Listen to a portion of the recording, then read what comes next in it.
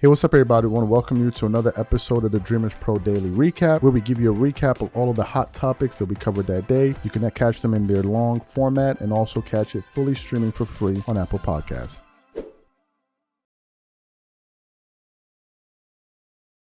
So, as you guys know, the Lakers played against the Milwaukee Bucks yesterday. It was actually an early game for me, so I was able to catch it. For the most part, I saw a lot of the first half, and let me tell y'all something. Luka Doncic was going off in that first half. He was hitting some shots. He hit this one-legged 3-point shot, kind of like fading out the side of out of bounds or whatever. It was spectacular, right? He did his thing, but ultimately, the Lakers were not able to prevail in that game. They ended up losing by 20 points to the Milwaukee Bucks. Luka finished the game with 45 points, 11 rebounds, 3 assists. He did have 6 turnovers. Austin Reeves finished the game with 28 points. He did his thing. He shot 59% from the field. Luka shot 52% from the field, 53% from the field. Austin Reeves shot 57% from the field. So he did his thing, right? But obviously it wasn't enough. There were only 3 Laker players in double figures, as opposed to the Milwaukee Bucks, who had 5 players who were in double figures. So ultimately they lost that game. But the crew that was actually covering the game was a TNT crew with Charles Barkley, Shaquille O'Neal, and Kenny Smith. So as they're covering the game, they give like pre-game reports, halftime analysis, post-game analysis. So prior to tip-off, they were reacting to some sound that was centered on the injury report of the Lakers, and specific LeBron James. As you guys know, he suffered a groin injury in that game against the Boston Celtics 3 games prior, or 2 games prior, however you want to look at it. And he hasn't been back since. Then we heard that he could be out, I think indefinitely. Then they said he could be out for a week or 2. So they were kind of playing this report for them to listen to. And then Charles Barkley starts to chuckle. He starts to chuckle, and he's like, these guys are lying. And LeBron going to LA, man. I mean, he decided not to travel to Milwaukee because he wanted to chill out in New York. And then from there, he going back to LA. And then he even went as far as saying he didn't even think he's coming back for the season. He coming back to get ready for the playoffs. And I'm like, what the hell is going on here? So what we want to do now is we're going to play exactly what Charles Barkley had to say here. And then we're going to come back and continue on the show. Take a listen to what Charles had to say there. Never settle to wear pajama pants, and never settle because we have the best hair in the business. Jared Greenberg joins us from the mean streets of Milwaukee. Jared, we had some injuries in this game, man. What are the updates? What are we thinking for the game tonight? Well, let's first start with LeBron James, Lefko, who I've been told is progressing, and it's been made very clear that this groin injury that he's dealing with is not even close to as bad as the one that cost him 6 weeks back in the 2018-2019 season. I spoke to his agent, Rich Paul, earlier today to get some context and color as to why the Lakers and LeBron made the decision to have him go back to LA after the team's most recent game against the Brooklyn Nets. He flew home for 2 reasons. Number 1, to avoid multiple flights, including a trip to high elevation in Denver after tonight's game here in Milwaukee. The Lakers, as you see, are going to play a brutal stretch starting tonight of 6 games in 8 days. The second reason is to take advantage of him being home. Obviously, the comforts of sleeping in his own bed, be able to rehab in his own facility. Listen, we're talking about a guy who's played at an all-NBA level this year, but LeBron is 40 years old, and he has played a lot of basketball, including going back to the Olympics. So knowing what could happen with a groin injury, they want to be overly cautious with this right now. The Lakers have officially listed LeBron as day-to-day. I've been told to expect a reevaluation on LeBron and some sort of update early next week. Luka, the good news for him, after being listed as questionable with an ankle injury earlier today, will indeed play for the Lakers. He's been dealing with a litany of body ailments. You saw him go down this past Saturday in that same game. LeBron was lost with a groin injury. Luka appeared to injure his back, but he is ready to go tonight. I talked to J.J. Redick earlier tonight just about this stretch. They're the only team in basketball that's going to play 6 games in 8 days. And he said the goal, obviously, to win, but most importantly, to come out of this stretch over the next 8 days and be whole. That's the goal here from Milwaukee as the Lakers get set to get going in about 30 minutes left. Go. Jared Greenberg, everybody, thank you so much. 6 games in 8 days, and LeBron not going on the trip. I just hope they survive. I sense sarcasm. I guess it's because it was. Why so much sarcasm for the Lakers? Yo, man, no, they act like, listen, man, they're not flying commercial. They're not flying Southwest. Come on, man, they're There's playing. nothing wrong with Southwest. There's nothing wrong with Southwest. But if you play want to stop, NBA games, come on, man, wrong. stop it, man. There's something wrong if you come play on, NBA. man. Well, they do say that elevation can aggravate inflammation and injury. He wasn't going to play anyway. LeBron's probably out for the rest of the season. I don't see him coming back. We don't have to ask his agent. And he stayed in New York because it was New York. He didn't want to go to Milwaukee because it's Milwaukee. That's why he flew back home. Stop it, man. These guys be juicing y'all up all the time. He stayed in New York because it was. What's wrong with Milwaukee? I didn't say no. Main Street. He said he stayed in Milwaukee. He stayed in New York because that's New York. And he's like, well, I better go home because we fly to Milwaukee next. Stop it, man. Got nothing to do with elevation, all that other stuff. Come on, stop it, please. If he wanted, maybe he could drive and he can go to CarMax. Never settle. Listen, man, LeBron's going to get healthy for the playoffs. That's the best situation for the Lakers.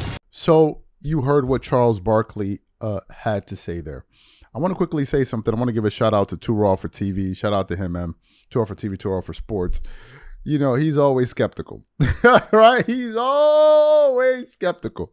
And Too Raw been saying for like the last 2 days, I don't believe I don't believe him. I think they lying. I think they lying about this injury. So when I saw Charles Barkley say that yesterday, I immediately thought of Too Raw. Matter of fact, he then posted another video of LeBron like smoking a cigar, looking like he's chilling on the beach. Like LeBron James is on vacation while the Lakers are tumbling down the standings. So shout out to Too Raw, man. Too Raw always watching dude with his side eye. Like, yeah, I don't believe these stories. But anyway, a quick update in terms of the Lakers standing. So they've lost 3 in a row. Now they find themselves in the 4th seed. Prior to LeBron's injury, they were in the 2nd spot. So now they're behind the Nuggets, I think they're playing tonight.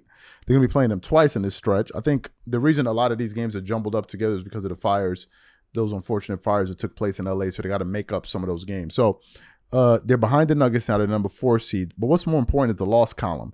So the Grizzlies, Lakers, Nuggets are all tied for 24 losses. Okay. So if the Lakers, for example, lose tonight to the Denver Nuggets, whom I believe they're playing tonight. Let me just check the NBA schedule. Yes, they are.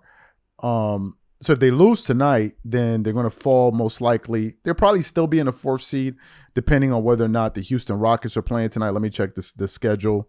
The Houston Rockets, I think, Houston is playing tonight. Who are they playing? Dallas, right? So we got to wait and see, because what could most likely happen is if the Lakers lose, they could probably end up at the 5th spot. Right? Still, I don't know what their season record is right now against the Houston Rockets. I don't even know if they played them around. I think the Lakers have played them once, and I think they beat them. But let's get back to what Charles had to say around, which is essentially the skepticism surrounding this injury report. You know, I think there are always going to be people out there that are going to be skeptical of LeBron's injuries, because some of them in the past have been a bit head scratching. Like, I think this offseason, last offseason or this previous offseason, he was supposed to get surgery. I think he was dealing with some issues, but then he went to the All-Star game, not the All-Star game, the Olympics. He looked pretty athletic there. And then I think at an earlier point this season, he was dealing with ankle soreness. I think he missed some games there. Then for All-Star weekend, and then the very next game when the season reconvened, he started dunking and all of that. Like, what happened to the ankle injury? And then, of course, you have so there's always been, and it's not just this year, it's going back for years and years and years and years. So there's always been room for skepticism. Now, in terms of what Charles Barkley said, I think what he was doing was just kind of peeling the curtains back and basically saying, look, for the gullible people out there, let me essentially explain what these guys are saying here. Now, I wouldn't have known that, but obviously Charles Barkley is a former player. He could read through the lines, between the lines, and kind of understand what these guys are saying. I don't know. I personally don't know what the situation is with the Lakers, but we're going to have to wait and see. The Lakers are dealing with injuries. Welcome to the NBA, where teams deal with injuries all season long, right? Important players, key players go down from various points at various points in time in the regular season. Teams have to figure out a way. So I think that's what the Lakers are going through. They're going through a little bit of adversity right now. It happens to every single team.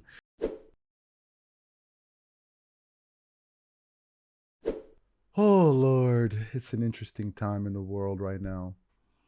The Lakers have lost 3 in a row, and people are beginning to lose their minds all over the internet. Let me tell y'all what's been happening in case maybe some of you don't follow this. So, there are various groups, let me say, within Laker Nation that feel various things about the Luka Doncic, Anthony Davis trade.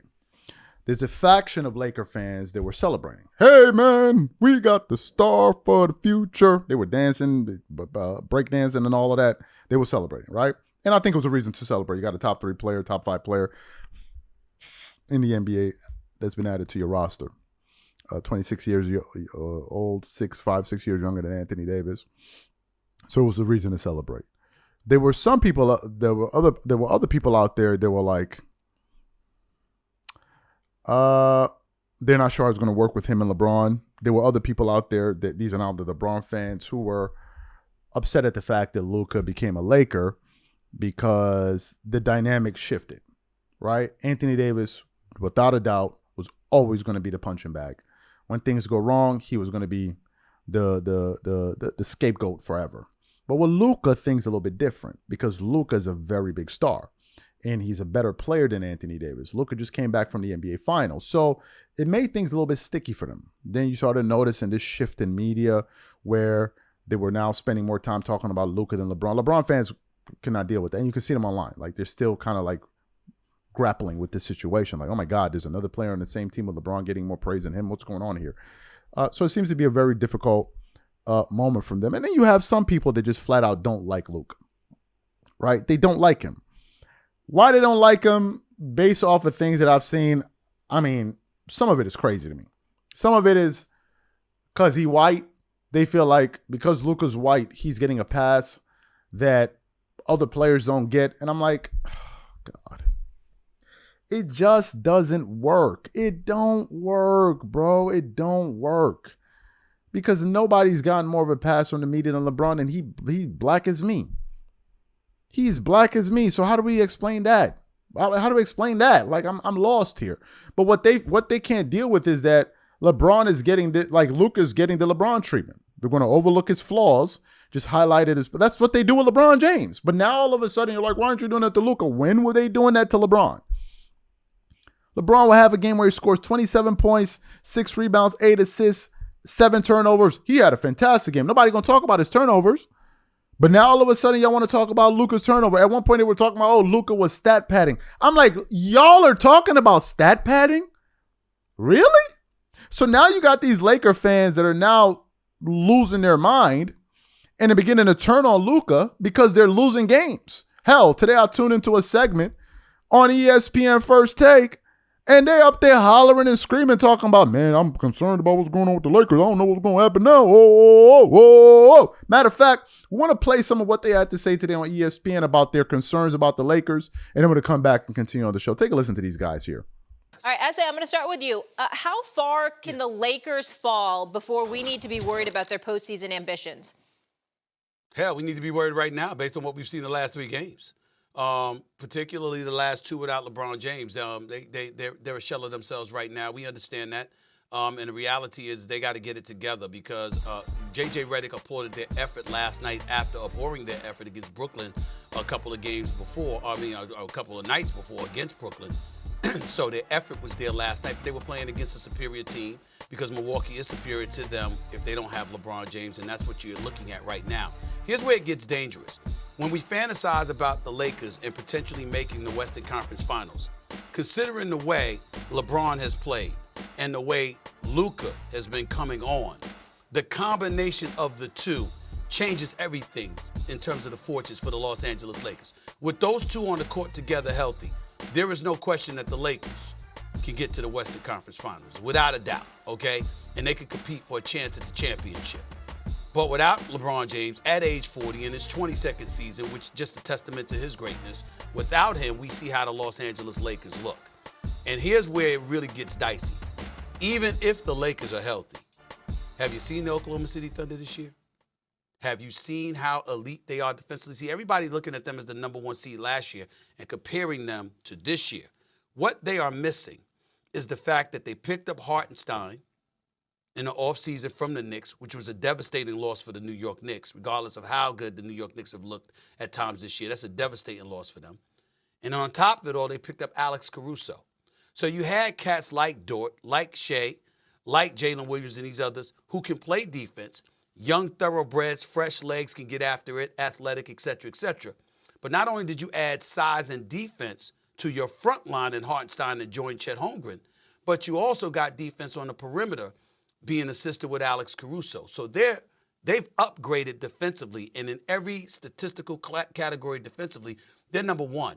And so I don't see how anybody can look at the Lakers and think that the Lakers definitively can knock off OKC. And the harder they fall in these standards without LeBron James, the sooner they will face OKC, which is a nightmare.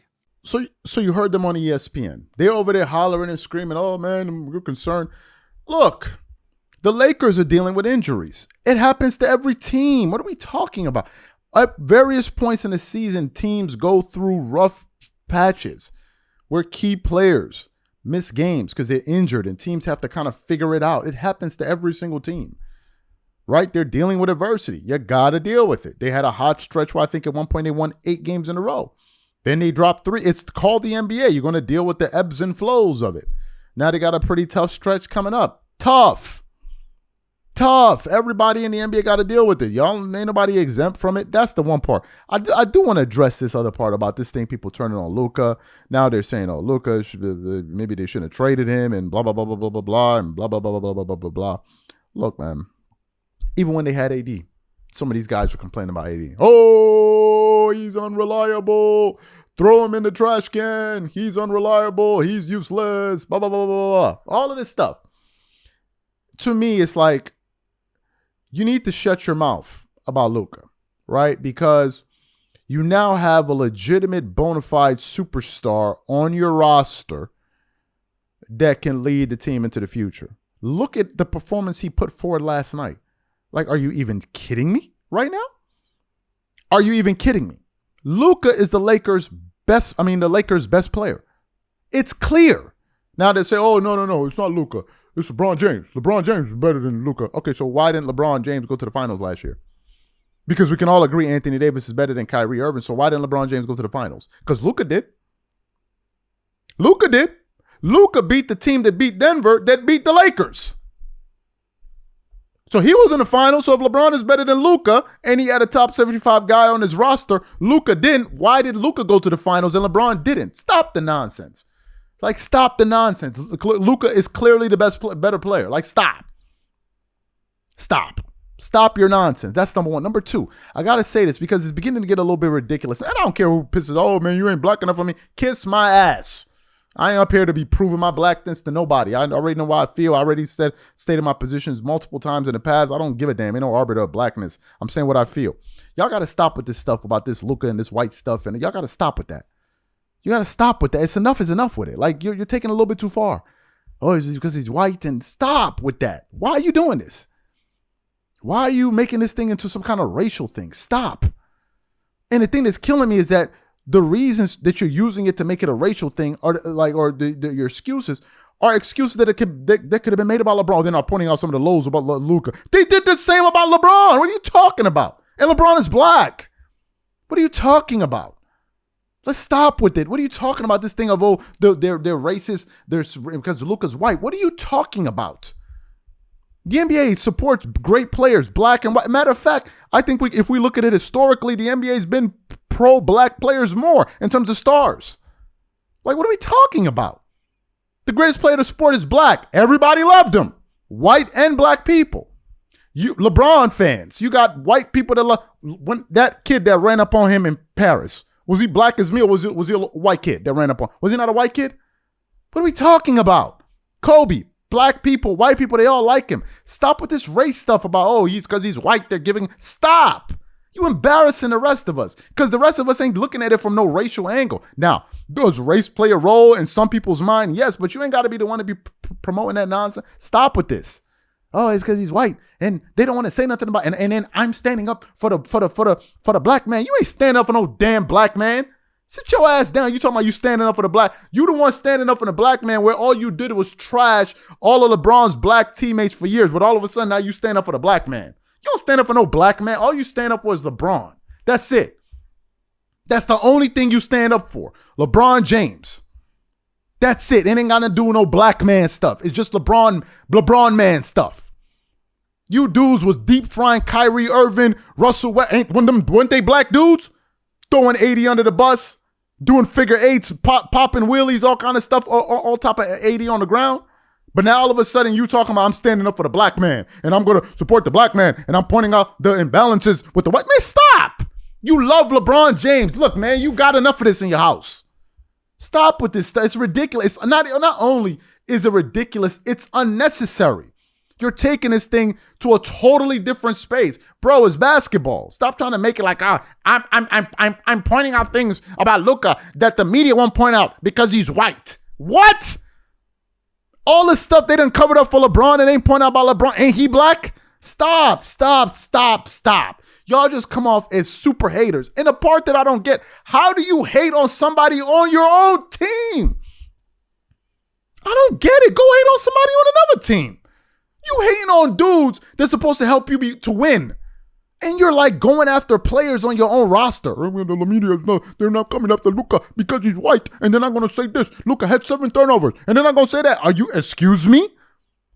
Excuse me? Nobody wants to point out the fact that Luka is stat padding. Well, excuse me? What? Now all of a sudden stat padding is bad? What? Man, sit your ass down and stop with that. If you're going to critique the game, but don't get into all of this stuff about, because you look ridiculous. Because the points that you're pointing out are things that have been used to cover up a lot of LeBron's flaws over the years. Stop with your nonsense. Nick Wright, whiter than me, almost as white as my shirt. What does he do? Twerk it up all day long for LeBron. Ain't Nick Wright white? Ain't LeBron black? Stop. As I've been saying, everybody's weighing in on this Stephen A. Smith, LeBron James back and forth, this spat that took place. People have been laughing their tails off about it. Some people commented on. As a matter of fact, yesterday I tuned into a segment from 7 p.m. in Brooklyn with Carmelo Anthony, and he had on Dwayne Wade. And Carmelo Anthony and Dwayne Wade had a very, very candid conversation about it. Thank God they didn't twerk for LeBron. They kept it a buck. Obviously, LeBron is their man, so they're going to support him a little bit more. But I think they gave some honest criticism. Carmelo did. So did D Wade. If you're in the NBA, you're going to get talked about. You're going to be critiqued. You should be allowed to be critiqued. They both said that. But they also defended their friend LeBron, and they also spoke about that. Carmelo Anthony gave a very interesting insight where he essentially said that, look, he believes that this is something that's been boiling over for 20 years. And Bronny was the trigger that just triggered it. And when he saw Stephen A. Smith, he just snapped and decided to go after him, right? Very interesting point. I suggest you guys go take a look at it. It's on their channel that they posted it yesterday. Very, very good insight there. So those guys did a fantastic job. Shout out to Carmelo Anthony and Dwayne Wade. So we got that going on. So I woke up this morning pretty late, and I'm just kind of combing through the internet, and I came across a clip from Chaz NBA. And the clip had the following title saying, Charles Barkley hilariously trolls Stephen A. Smith and the LeBron James situation. And I was like, what? Really, Shaggy? So what we want to do now is going to play exactly what Charles Barkley had to say as he was poking fun at that situation there. And then we're going to come back and continue on the show. Take a listen to what Chuck had to say there. Well, I'll tell you what's going to be interesting about this Laker team. What's that? I'm not sure how many games they can win without LeBron. They are now 3-3 without LeBron this season. How many are they going to try to win? Well, listen, they probably going to lose tomorrow night in Denver. I mean, we really don't know how many games he's going to be out. We're just assuming. Well, he's going to be out for a while. Jared said he's progressing P3 games. Well, he's going to be out for a while. History. You got to be careful talking about LeBron. Why? I don't want him running up on me. Set up. LeBron get well soon. We love you, LeBron. I don't want you whipping my ass or anything like that. In the stadium? In the stadium. Ain't nothing worse than getting your ass beat in front of 20,000 people. Would you just stand there and take it? You guys, You might have to. You might have to. Giannis. In front of Eric Chuck. In front of Larry David. Larry David, they can whoop your ass and curb your enthusiasm. His enthusiasm got curbed, did he? He curbed his enthusiasm. He enthusiastically whooping your ass. Oh my God! Nice finish there by David. You can't even write that. Larry David's there when he starts yelling at Stephen A. You can't even make that up. Hey, he was trying to curb his enthusiasm. That's what he was saying. Milwaukee Bucks win 126-106. First time this season. So you heard what Charles Barkley had to say, right? Just poking fun at the situation. Charles brought up an interesting point, which was Stephen A. Smith did the right thing. Funny enough, Carmelo Anthony said the same thing, that Stephen A. Smith did the right thing because he didn't want to, it would have been unwise for him to escalate the situation given the company that he was in, given the place that it was, et cetera, et cetera. So they said that Charles Barkley there said at the tail end of that clip that, he just had to stand there and take it, right? You got to applaud Stephen A. Smith for handling it well in person. Because he did a lot better than some people would have. Some people would not have gone for that, man. Some people just would not have gone for that. Some people would they would have been like, you know what? I'll deal with the situation after. But this guy ran up on me. I was sitting there chilling. He came up on me and started antagonizing me. I didn't say nothing to him.